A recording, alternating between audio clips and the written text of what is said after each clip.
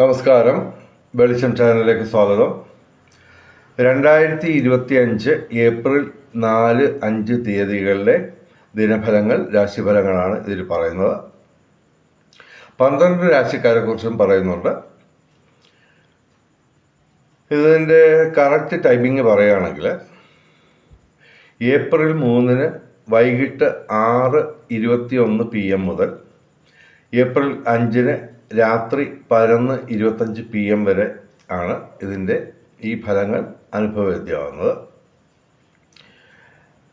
പിന്നെ ആദ്യമായിട്ട് ഒരു കാര്യം പറയാം, ഈ ജ്യോതിഷം പറയുന്നതിന് ഈ ദക്ഷിണ കൊടുക്കുന്ന ഒരു ആചാരമുണ്ട്. അത് പണമായിട്ട് ഞങ്ങൾ ചോദിക്കുന്നില്ല. ഇതിപ്പോൾ ദക്ഷിണ കൊടുത്തില്ലെങ്കിലും പ്രശ്നമൊന്നുമില്ല.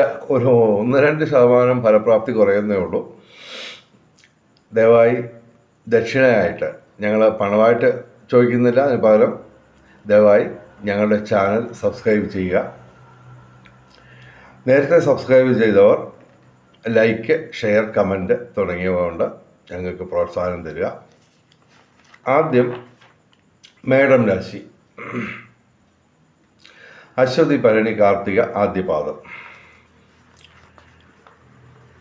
മേടം രാശിക്ക് ഗുണദോഷ സമ്മിശ്രം എന്ന് പറയാമെങ്കിലും പ്രധാനപ്പെട്ട പാപഗ്രഹങ്ങൾ മുഴുവൻ ഇവർക്ക് പ്രതികൂലമാണ്. ചൊവ്വ, സൂര്യൻ, ശനി, സർപ്പം ഇവയെല്ലാം പ്രതികൂലമാണ്. കൂടെ ബുധനും പ്രതികൂലമാണ്. ഇവരുടെ 12ാം ഭാവത്തിൽ ശുക്രനുണ്ട്, അനുകൂലമാണ്. പക്ഷേ ബാക്കി 4 ഗ്രഹങ്ങൾ 12ാം ഭാവത്തിൽ വ്യയസ്ഥാനത്ത് നിൽക്കുകയാണ്. എന്നാലും 4 ഗ്രഹങ്ങൾ ഡയറക്റ്റായിട്ട് അനുകൂലമാണെങ്കിലും പൊതുവെ ഒരു ഗുണദോഷ സമ്മിശ്രത്തിൽ തന്നെ അല്പം ദോഷാധിക്യം പറയേണ്ടി വരുന്നു. എങ്കിൽ ഇവർക്ക് ധനവരവുണ്ടാവും. 2ാം ഭാവത്തിൽ ധനസ്ഥാനത്ത് വ്യാഴം അനുകൂലമായിട്ട് നിൽക്കുകയാണ്. ചന്ദ്രനും അനുകൂലമാണ്.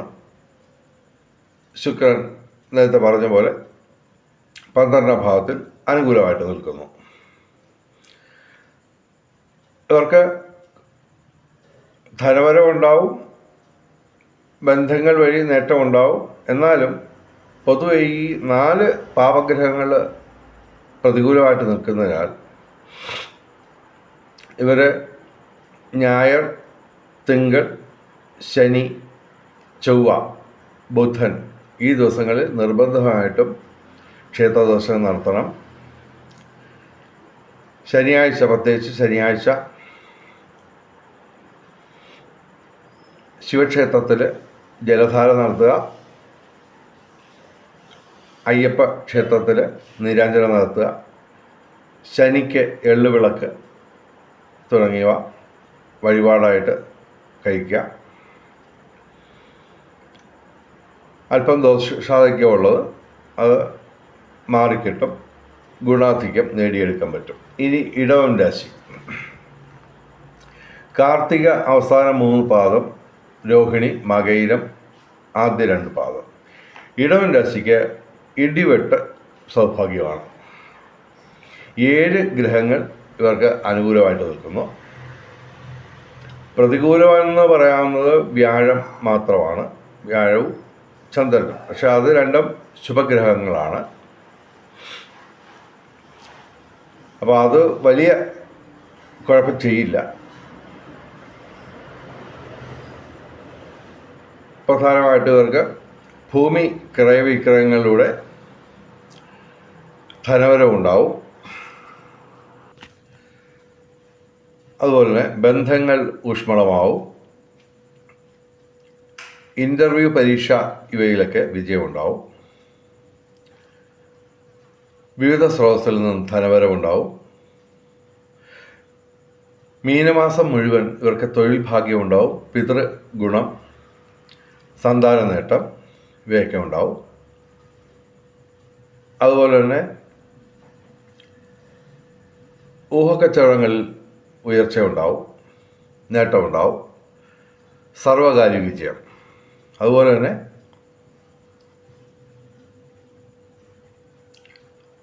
സാങ്കേതിക രംഗത്ത് മേന്മകളുണ്ടാവും.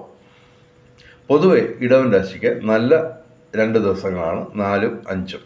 എങ്കിലും ചന്ദ്രൻ ഇവിടെ ഡയറക്റ്റായിട്ട് അനുകൂലമല്ല, എന്നാൽ തന്നെ ഗുണാധിക്യമാണ് ഞങ്ങൾ പറയുന്നത്.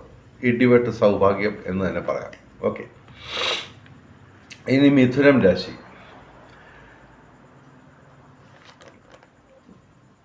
മകയിരം അവസാന 2 പാദം, തിരുവാതിര, പുണർദം ആദ്യ 3 പാദം. മിഥുനം രാശിക്ക് ഗുണദോഷ സമ്മിശ്രമായിട്ട് പറയാം. കാരണം പ്രതികൂലമായിട്ട് ഗ്രഹങ്ങൾ കാര്യമായിട്ടൊന്നുമില്ല. ചൊവ്വ ലഗ്നത്തിൽ നിന്ന് മാറിയിട്ടുണ്ട്, എങ്കിലും ഗുണകരമായ അവസ്ഥയിലല്ല. എന്നാൽ തന്നെ പൊതുവെ ഏകദേശം 6 ഗ്രഹങ്ങളോളം ഗുണദോഷ സമ്മിശ്രമായിട്ട് ഫലം തരും. വ്യാഴം 12ാം ഭാവത്തിലാണ്, എന്നാലും അതൊരു ശുഭഗ്രഹമായതുകൊണ്ട് ഞങ്ങളത് പ്രത്യേകം എടുത്ത് പറയുന്നില്ല. ഇവിടെ ഇവർക്ക് സൂര്യൻ, ബുധൻ ഇവ കർമ്മഭാവത്തിൽ അനുകൂലമായിട്ട് നിൽക്കുന്നു. അപ്പോൾ തൊഴിൽ ഭാഗ്യം അത് ഈ മീനമാസം മുഴുക്കെ ഉണ്ടാവും. പിതൃഗുണം, സന്താന നേട്ടം ഇവയൊക്കെ ഉണ്ടാവും. 3 ഗ്രഹങ്ങളെ അനുകൂലമായിട്ടുള്ളൂ. ഇവർക്ക് ഗുണദോഷ സമ്മിശ്രമായിട്ട് നമുക്ക് ഫലം പറയാം. പ്രധാനമായിട്ട് എടുത്തു പറയേണ്ടത് പ്രതികൂലമായിട്ട് കാര്യമായ ഗ്രഹങ്ങളൊന്നുമില്ല. അതായത് പാപഗ്രഹങ്ങളൊന്നും പ്രതികൂലമായിട്ടില്ല. പാപഗ്രഹങ്ങൾ അനുകൂലമാകുമ്പോൾ നേട്ടങ്ങൾ ഡബിളാണ്. അതുപോലെ തന്നെ പ്രതികൂലമാകുമ്പോൾ നേട്ടങ്ങൾ കൂടുതൽ കിട്ടുകയും ചെയ്യും.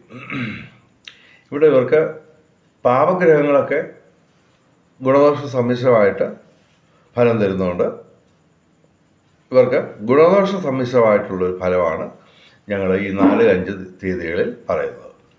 ഇനി കർക്കിടകം രാശി. പുണർദം അവസാന പാദം, പൂയം ആയില്യം. കർക്കിടകം രാശിക്ക് ഗുണദോഷ സമ്മിശ്രമാണ്. എങ്കിലും ചൊവ്വ പ്രതികൂലമായിട്ട് നിൽക്കുന്നു. നിയമപരമായ പ്രശ്നങ്ങളുണ്ടാവാം. എങ്കിലും ഇവർക്ക് വ്യാഴം 11ാം ഭാവത്തിൽ ലാഭസ്ഥാനത്ത് നിൽക്കുന്നതാണ് ഹൈലൈറ്റ്. അതുപോലെ സർപ്പം അഥവാ രാഹു, കേതു ഇവ അനുകൂലമാണ്. അതുപോലെ ശനി ഭാഗ്യസ്ഥാനത്ത് ആണ്. അപ്പോൾ അത് ഗുണദോഷ സമ്മിശ്രമായിട്ടുള്ള ഫലമാണ് തരുന്നത്. വലിയ പ്രശ്നങ്ങളൊന്നും കാണുന്നില്ല. ഇവർക്ക് ഗുണദോഷ സമ്മിശ്രമായിട്ടുള്ള ഫലം ഞങ്ങൾ പ്രവചിക്കുന്നു. ഇനി ചിങ്ങം രാശി. മകം, പൂരം, ഉത്രം ആദ്യ പാദം. ചിങ്ങം രാശിക്കും 4 പാപഗ്രഹങ്ങൾ പ്രതികൂലമായിട്ട് നിൽക്കുകയാണ്. ചൊവ്വ, സൂര്യൻ, ശനി, സർപ്പം ഇവ പ്രതികൂലമായിട്ട് നിൽക്കുകയാണ്. അപ്പോൾ ഗുണദോഷ സമ്മിശ്രത്തിൽ തന്നെ അല്പം ദോഷാധിക്യമുള്ള ദിവസങ്ങളാണ്. ബുധൻ, ശുക്രൻ, ചന്ദ്രൻ ഇവ ശുഭഗ്രഹങ്ങൾ അനുകൂലമായിട്ടുണ്ട്. എന്നാലും പ്രധാനപ്പെട്ട പാപഗ്രഹങ്ങൾ പ്രതികൂലമായിട്ട് നിൽക്കുന്നത് അല്പം ദോഷം ചെയ്യും. ഞായർ, തിങ്കൾ, ചൊവ്വ, ശനി ഈ ദിവസങ്ങളിൽ ക്ഷേത്രദർശനം നടത്തുക. ശിവക്ഷേത്രങ്ങളിൽ, അതുപോലെ ചൊവ്വാഴ്ച മുരുകക്ഷേത്രങ്ങളിലൊക്കെ ദർശനം നടത്തി വഴിപാടുകൾ നടത്തുക. സർപ്പപ്രതിഷ്ഠയുള്ള ക്ഷേത്രങ്ങളിൽ 100 പാലും അതുപോലെ തന്നെ പുഴുവം പാട്ട് പഠിക്കുക തുടങ്ങിയ വഴിപാടുകൾ നടത്തുക. ചിങ്ങം രാശിക്ക് ഗുണദോഷ സമ്മിശ്രത്തിൽ തന്നെ അല്പം ദോഷാധിക്യമുള്ള ദിവസങ്ങളാണ്. ഇനി കന്നിരാശി. കന്നിരാശി എന്ന് പറയുമ്പോൾ ഉത്രം അവസാന 3 പാദം, അത്തം, ചിത്തിര ആദ്യ 2 പാദം. കന്നിരാശിക്ക് ദാമ്പത്യ പ്രശ്നങ്ങൾ ഉണ്ടാവാം. ജീവിത പങ്കാളിക്ക് പലതരത്തിലുള്ള പ്രശ്നങ്ങളുണ്ടാവാം. വ്യാഴം അനുകൂലമാണ്, അതുകൊണ്ട് ദൈവാധീനമുണ്ട്. ചൊവ്വയും അനുകൂലമാണ്. എങ്കിലും ശനി ഇവിടെ പ്രതികൂലമായിട്ട് വരുന്നു. അത് 7ാം ഭാവത്തിൽ വരുമ്പോൾ അത് ജീവിത പങ്കാളിക്ക് വൈഷമ്യങ്ങളുണ്ടാവും. എങ്കിലും പൊതുവെ ഇവർക്ക് ഗുണദോഷ സമ്മിശ്രമായിട്ട് ഫലം പറയാം. ഇനി തുലാം രാശി. ചിത്തിര അവസാനം 2 പാദം, ചോതി വിശാഖം ആദ്യം 3 പാദം. തുലാം രാശിക്ക് പാപഗ്രഹങ്ങൾ മുഴുവൻ അനുകൂലമാണ്. സൂര്യൻ, സർപ്പം, ശനി,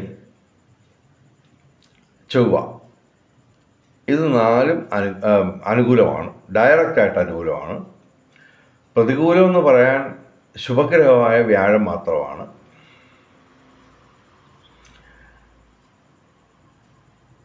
അപ്പോൾ ഈ 4 പാപഗ്രഹങ്ങൾ ഒരുമിച്ച് അനുകൂലമായിട്ട് വരുമ്പോൾ ഇവർക്ക് 4 അല്ല 5, കേതു ഉൾപ്പെടെ, അപ്പോൾ ഇവർക്ക് നേട്ടങ്ങൾ പ്രതീക്ഷിക്കാം. അത്യാവശ്യം ഇടിവെട്ട സൗഭാഗ്യം തന്നെ പ്രതീക്ഷിക്കാം. എങ്കിലും ചന്ദ്രൻ ഇവിടെ ഡയറക്റ്റായിട്ട് അനുകൂലമല്ല. ഭാഗ്യസ്ഥാനത്താണ്, എങ്കിലും അത് ഗുണദോഷ സമ്മിശ്രമായിട്ടുള്ള ഫലമേ തരുള്ളൂ. അപ്പോൾ പാവഗ്രഹങ്ങൾ മുഴുവൻ അനുകൂലം, പ്രതികൂലമായിട്ട് കാര്യമായ ഗ്രഹങ്ങളൊന്നുമില്ല. അപ്പോൾ ഇവർക്ക് 6 ഗ്രഹങ്ങൾ ഡയറക്റ്റായിട്ട് അനുകൂലമാണ്. അതിനാൽ നേട്ടങ്ങൾ പ്രതീക്ഷിക്കാം. അത്യാവശ്യം ഇടിവെട്ട സൗഭാഗ്യങ്ങൾ തന്നെ ഈ 4, 5 തീയതികളിൽ പ്രതീക്ഷിക്കാം. തൊഴിൽ ലാഭം മീനമാസം മുഴുവൻ, പിതൃഗുണം, സന്താന നേട്ടം, സർവകാര്യ വിജയം, സാങ്കേതിക രംഗത്ത് മേന്മകൾ, ഭൂമി ക്രയവിക്രയങ്ങളിലൂടെ ധനവരവ്, രാഷ്ട്രീയ നേട്ടം, പൊതുരംഗത്ത് ഉയർച്ച, ഇവയൊക്കെ പ്രതീക്ഷിക്കാം. 4, 5 തീയതികളിൽ തുലാം രാശിക്ക് ഗുണാധിക്യമാണ്, അത്യധികം ഗുണാധിക്യമാണ് ഞങ്ങൾ കാണുന്നത്.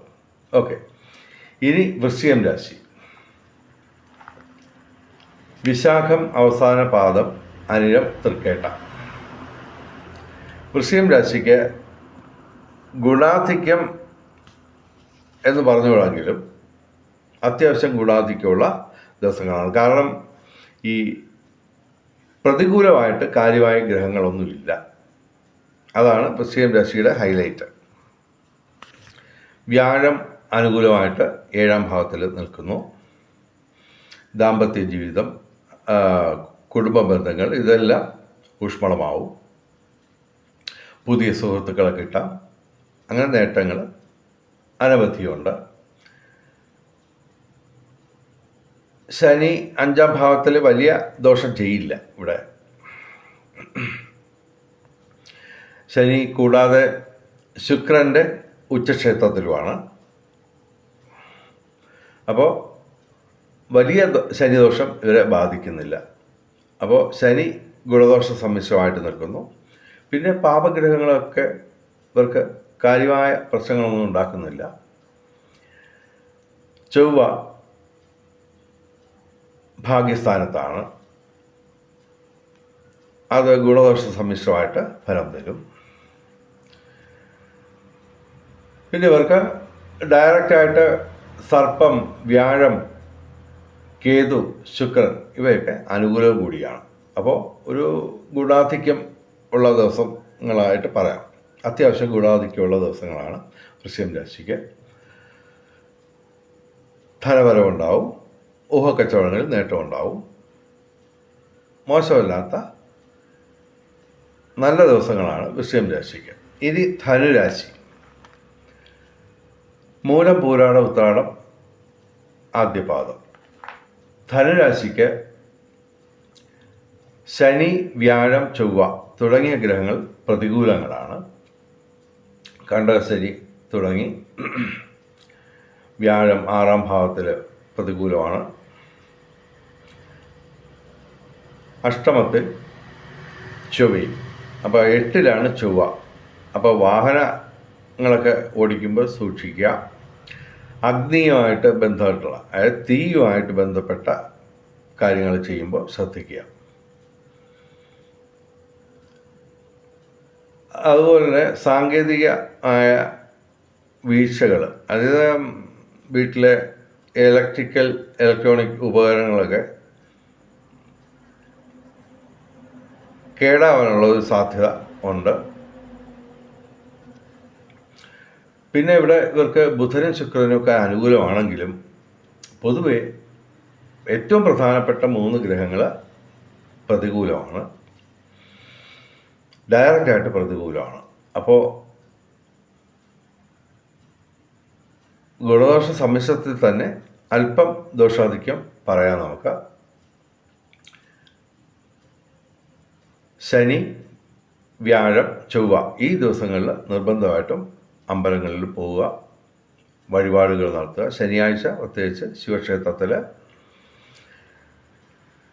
അയ്യപ്പ ക്ഷേത്രത്തിൽ ശനിക്ക് എള്ളുവിളക്കൊക്കെ കത്തിക്കുക. വ്യാഴാഴ്ച മഹാവിഷ്ണു ക്ഷേത്രത്തിൽ, അതുപോലെ ചൊവ്വാഴ്ച മുരുകക്ഷേത്രത്തിൽ. പൊതുവെ ഇവർക്ക് അല്പം ദോഷാധിക്യമുള്ള ദിവസങ്ങളാണ്. ഈശ്വരനായിട്ട് ചേർന്ന് നിന്നാൽ ഇത് ഗുണാധിക്യമായിട്ട് മാറ്റിയെടുക്കാൻ പറ്റും. ഇനി മകരം രാശി. ഉത്രാടം അവസാനം 3 പാദം, തിരുവോണം, അവിട്ടം ആദ്യ 2 പാദം. മകരം രാശിക്ക് ഇടിവെട്ട് സൗഭാഗ്യമാണ്. 7 ഗ്രഹങ്ങൾ അനുകൂലമായിട്ട് നിൽക്കുന്നു. പ്രതികൂലമായിട്ട് കാര്യമായ ഗ്രഹങ്ങളൊന്നുമില്ല. സൂര്യൻ അനുകൂലമാണ് 3-ാം ഭാവത്തിൽ. തൊഴിൽ ഭാഗ്യം, പിതൃഗുണം, സന്താന നേട്ടം, വിവിധ സ്രോതസ്സിൽ നിന്ന് ധനവരവ്, ബന്ധങ്ങൾ ഊഷ്മളമാവും, സർവകാര്യ വിജയം, സാങ്കേതിക രംഗത്ത് മേന്മകൾ, ഊഹക്കച്ചവടങ്ങളിൽ നേട്ടം, സർവവിധ സൗഭാഗ്യം. 5-ാം ഭാവത്തിലാണ് വ്യാഴം. ശനി ഇവിടെ അനുകൂലമായിട്ട് വന്നു 3-ാം ഭാവത്തിലാണ്, അനുകൂലമാണ്. അതാണ് ഈ സർവകാര്യ വിജയം എന്ന് ഒറ്റ വാക്കിൽ പറയുന്നത്. ശനിയുടെ നേട്ടങ്ങൾ ഒറ്റ വാക്കിലൊന്നും ഒതുക്കാൻ ഒക്കില്ല. എങ്കിലും ഏറ്റവും ചുരുക്കിയാണ് അവതരിപ്പിക്കുന്നത്. ഈ സമയ ദൈർഘ്യം എന്ന് പറയുന്നത് എല്ലാവർക്കും ബുദ്ധിമുട്ടുള്ള കാര്യമാണല്ലോ, അതുകൊണ്ടാണ് ഏറ്റവും ചുരുക്കി നമ്മൾ പറയുന്നത്. വ്യാഴം ഇവിടെ 5-ാം ഭാവത്തിലാണ്. പ്രേമബന്ധങ്ങൾ പുതിയതായിട്ടുണ്ടാവാം, ഉള്ളത് ഊഷ്മളമാവും. അതുപോലെ തന്നെ ദാമ്പത്യ ജീവിതമൊക്കെ ശോഭനമാവും. അതുപോലെ തന്നെ വിവാഹം കാത്തു നിൽക്കുന്ന യുവക്കൾക്ക് വിവാഹം അതിനുള്ള സാഹചര്യം ഒരുങ്ങി വരും. അപ്പോൾ ചുരുക്കത്തിൽ മകരം രാശിക്ക് ഇടിവെട്ട് സൗഭാഗ്യമാണ്. ഇനി കുംഭം രാശി. അവിട്ടം അവസാന 2 പാദം, ചതയം പൂരിട്ടാതി ആദ്യ 3 പാദം. കുംഭം രാശിക്ക് ഗുണദോഷ സമ്മിശ്രമായിട്ട് പറയാം. എങ്കിലും ശനി ഇവിടെ